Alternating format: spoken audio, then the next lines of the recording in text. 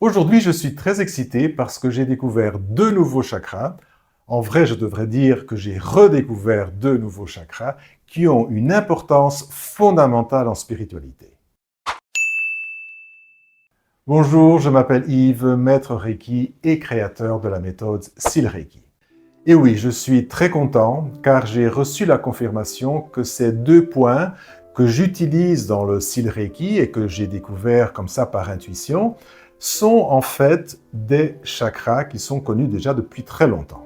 Donc, je t'explique tout. Je t'ai déjà parlé dans d'autres vidéos comment j'ai découvert Sil, qui est Sil, comment j'ai été initié au Sil Reiki. Et donc, je t'ai expliqué dans ces vidéos, dans une de ces vidéos, qu'au moment où j'ai été initié au Sil Reiki par Sil, j'ai ressenti une énergie très forte au niveau du front et au niveau de la poitrine.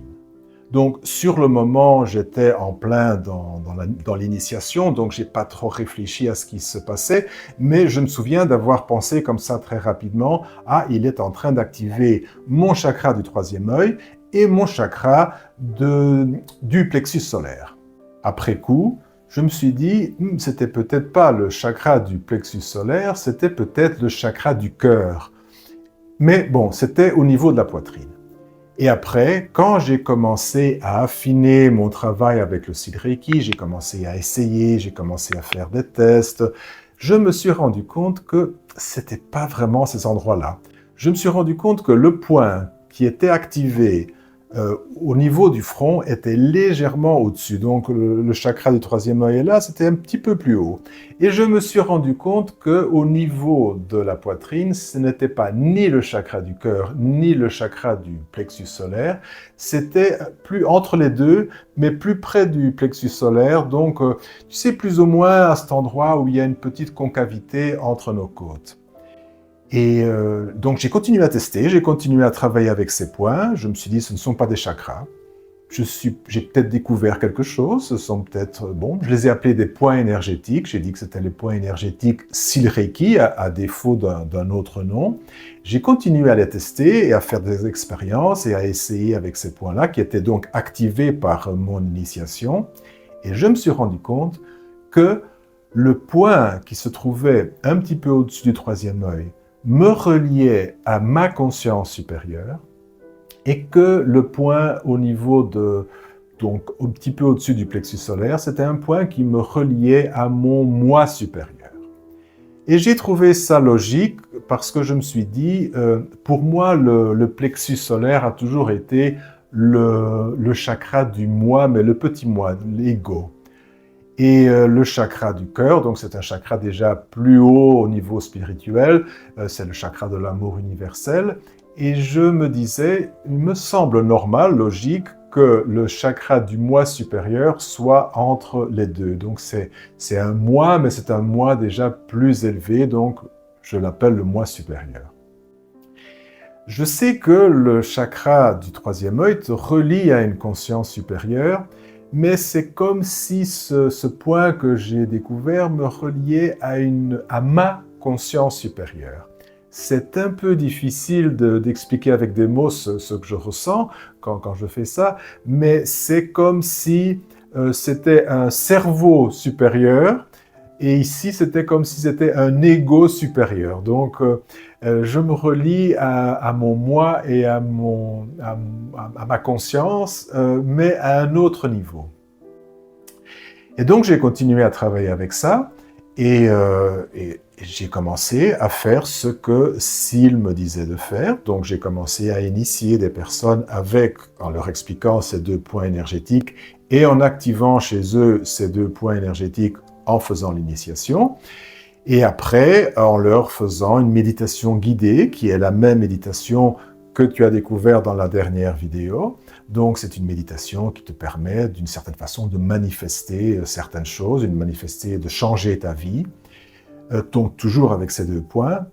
Et tu vas peut-être me demander maintenant, mais enfin Yves, comment ça se fait que tu n'as pas essayé d'en savoir plus? Comment ça se fait que tu n'as pas été faire un peu de recherche sur ces points énergétiques, savoir si quelqu'un les avait déjà découverts, si tu avais vraiment découvert quelque chose de nouveau? Il y a une raison très simple et je vais t'expliquer.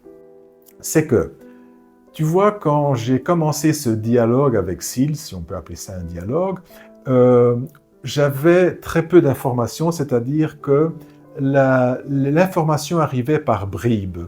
Et parfois c'était un mot, parfois c'était quelques phrases, parfois c'était des images. C'était pas vraiment un dialogue très clair. Et je me disais, c'est peut-être moi qui ne suis pas très doué pour ce genre de communication.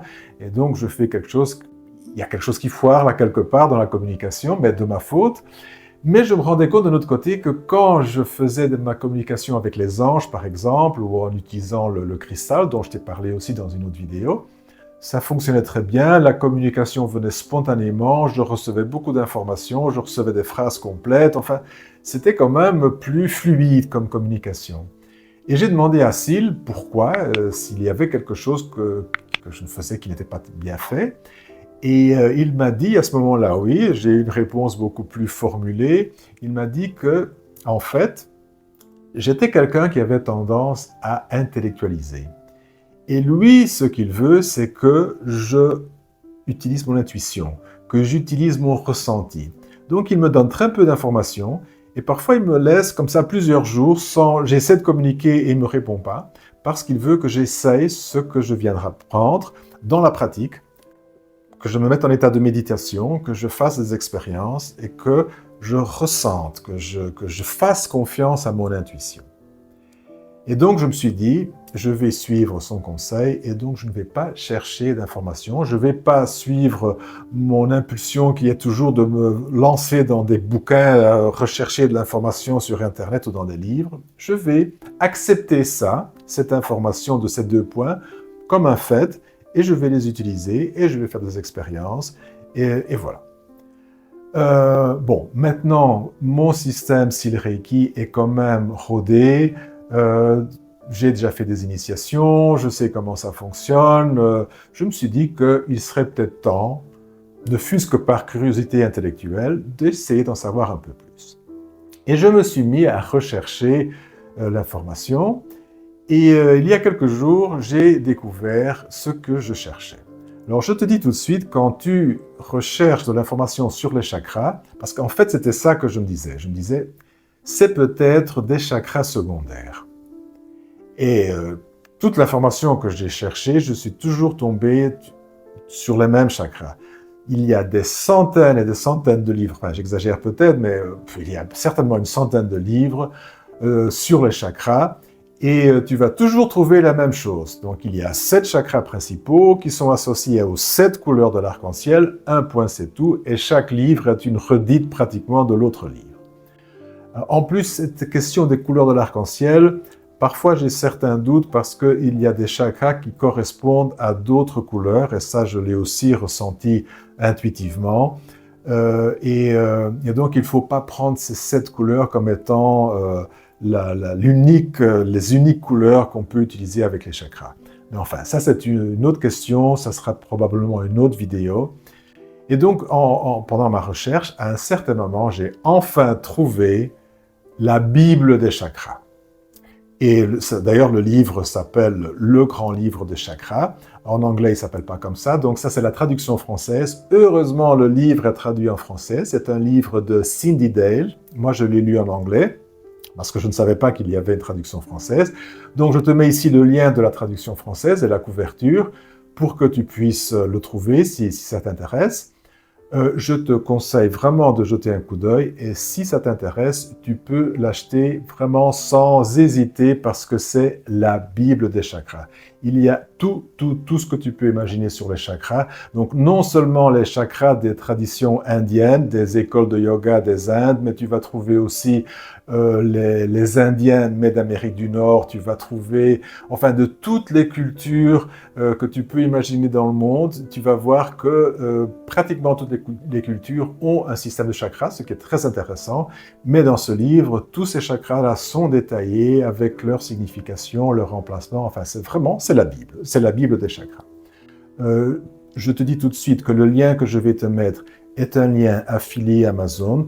Donc, je reçois un petit pourcentage si tu l'achètes avec ce lien. Évidemment, je te remercie de l'acheter avec ce lien parce que toi, tu payes la même chose, mais moi, je reçois un petit pourcentage et ça aide la chaîne. Donc voilà, je ferme ici la parenthèse, mais je trouve qu'il est plus correct, plus honnête de te prévenir de ça. Alors, ce que j'ai trouvé dans ce livre, c'est que, effectivement, entre le chakra du troisième œil et le chakra de la couronne, il y a trois chakras secondaires, et un de ces chakras se trouve précisément à l'endroit que je sens, que j'avais senti, enfin que je sens chaque fois que je fais ça. Et ce chakra, tiens-toi bien, il nous relie à la conscience supérieure. Alors tu vas me dire, oui, mais le chakra du troisième œil aussi, c'est vrai, et en fait, ce sont, disons, ces trois autres chakras sont des variations subtiles pour se relier à une conscience supérieure. Et moi, ce que je ressens, c'est que ça nous relie à notre conscience supérieure. Donc, comme je t'ai dit, comme si c'était une conscience supérieure, mais qui était un peu plus personnalisée. Écoute, c'est un petit peu difficile à expliquer, mais si tu fais l'expérience, tu vas comprendre ce que je veux dire. Et donc, en continuant à chercher dans le livre, j'ai découvert qu'effectivement, en plus, il y avait aussi un autre chakra secondaire qui se trouve exactement à l'emplacement dont je t'ai parlé, donc entre le chakra du plexus solaire et le chakra du cœur, donc légèrement au-dessus du chakra solaire.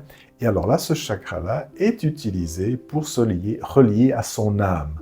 Et là, je suis vraiment resté bouche bée quand j'ai lu ça, parce que, bon, se relier à son âme ou se relier à son moi supérieur, pour moi, c'est plus ou moins la même chose. Et donc, j'ai trouvé là, confirmé noir sur blanc, qu'en fait, je n'avais rien découvert, j'avais simplement redécouvert quelque chose qui était connu depuis très longtemps. Mais tu vois, on a beau avoir confiance en soi, le doute est quand même toujours là, surtout quand on a été élevé dans une pratique plus cartésienne, plus scientifique des choses. Il est très facile de douter de toutes ces choses-ci, et donc ça fait toujours, ça conforte de savoir que on n'est pas en train de rêver, c'est pas une utopie, c'est quelque chose que d'autres personnes ont déjà découvert et que c'est quelque chose de connu. Alors ce que je voudrais vraiment que tu retiennes de cette vidéo, et pour moi c'est le plus important, c'est que d'accord, ce sont deux chakras secondaires dans les traditions indiennes.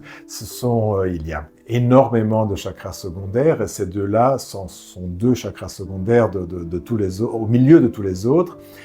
Mais pour moi, et c'est vraiment très important, pour moi en ce moment, ces deux chakras sont deux chakras qui sont aussi importants que les autres 7, peut-être même plus. Parce que ce sont des chakras qui nous relient au monde spirituel, qui nous relient au monde subtil. Et en ce moment, la Terre a vraiment besoin que le plus d'humains possible commencent à se relier donc à ce monde subtil, commencent à se relier à son âme, commencent à se relier à son pouvoir divin et commencent à créer une nouvelle réalité ici sur Terre. Et ça, je crois qu'on est arrivé à un point crucial où ça devient vraiment, vraiment, non seulement fondamental, mais urgent. Alors, si tu veux essayer d'activer ces points, écoute, je ne sais pas vraiment comment on le fait parce que moi, je les ai activés au moment où j'ai été initié au Sil Reiki et maintenant, je l'active à d'autres personnes en faisant l'initiation que j'ai appris de Sil Reiki. Je pense que si tu essaies d'envoyer du Reiki, donc si tu es praticien de Reiki, si tu essaies d'envoyer du Reiki à ces points, ça devrait probablement marcher. Sinon, je peux te faire une initiation. Alors ici, je fais évidemment une pub, mais bon, c'est mon travail aussi. Donc si tu veux, tu peux aller sur mon site, silreiki.com, et je serai ravi de te faire une initiation au Sil Reiki. Donc tu peux marquer sur un calendrier un jour et une heure qui te convient, faire le paiement, et je serai ravi de te faire l'initiation. Ça se fait à distance, par visioconférence. Et donc, si ça vraiment c'est quelque chose que tu aimerais bien essayer, même si tu fais du Reiki, tu peux être initié au Sil Reiki. tu découvres en plus un symbole qui t'est propre et que tu peux rajouter à ta pratique de Reiki. Si tu n'as jamais fait de Reiki, eh bien, en t'initiant aussi le Reiki, automatiquement, tu commences aussi à envoyer du Reiki. Donc, c'est disons, on pourrait appeler ça une autre école de Reiki. L'énergie est la même. Et donc, que tu sois initié ou pas, tu peux t'initier aussi le Reiki. Voilà. J'espère que cette vidéo t'apportera de l'information qui puisse être utile. Nous nous retrouvons très prochainement dans une prochaine vidéo. À très bientôt.